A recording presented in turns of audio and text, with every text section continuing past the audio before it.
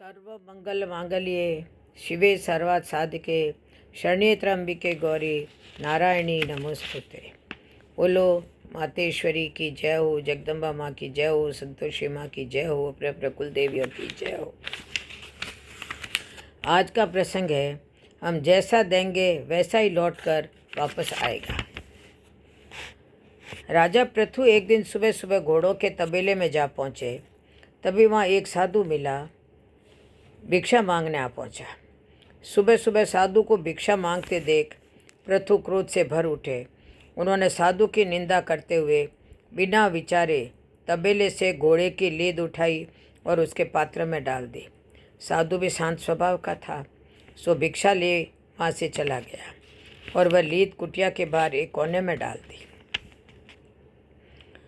कुछ समय उपरांत राजा पृथु शिकार के लिए गए। पृथु ने जंगल में देखा कि एक कुटिया के बाहर घोड़े की लीद का बड़ा सा ढेर लगा हुआ है। उन्होंने देखा कि यहाँ तो कोई तबेला है, न ही दूर दूर तक कोई घोड़े दिखाई दे रहे हैं। वह आश्चर्यचकित हो कुटिया में गए और साधु से बोले, महाराज आप हमें एक बात बताइए, यहाँ कोई घोड़ा भी नहीं है, न ही तबेला है, तो ये इतनी सारी घोड़े की लीद कहाँ से आई? साधु ने कहा, राजन यह लीद मुझे एक राजा ने भिक्षा में दी है। अब समय आने पर यह लीद उसी को खानी पड़ेगी। यह सुन राजा पृथु को पूरी घटना याद आ गई। वे साधु के पैरों में गिर क्षमा मांगने लगे। उन्होंने साधु से प्रश्न किया, हमने तो थोड़ी सी लीद दी थी, पर यह तो बहुत अधिक हो गई है। साधु ने कहा, हम किसी को जो भी देते हैं वह दिन प्रतिदिन प्रफुल्लित होता जाता है और समय आने पर हमारे पास लौट कर आ जाता है। यह उसी का परिणाम है। यह सुनकर पृथु की आंखों में आंसू आ गए। वे साधु से विनती कर बोले, महाराज मुझे क्षमा कर दीजिए, मैं आइंदा ऐसी गलती कभी नहीं करूँगा। कृपया कोई ऐसा उपाय बता दीजिए जिससे मैं अपने दुष्ट कर्मों का प्रायश्चित कर सकूं। राजा ने ऐसी दुखमयी हालत देखकर साधु बोला, राजन एक उपाय है। आपको कोई ऐसा कार्य करना है जो देखने में तो गलत हो पर वास्तव में गलत न हो। जब लोग आपको गलत देखेंगे तो आपकी निंदा करेंगे। जितने ज़्यादा लोग आपकी निंदा करेंगे आपका पाप उतना हल्का होता जाएगा। आपका अपराध निंदा करने वालों के हिस्से में आ जाएगा। यह सुनकर राजा पृथु ने महल में आकर काफ़ी सोच विचार किया और अगले दिन सुबह से शराब की बोतल लेकर चौराहे पर बैठ गए।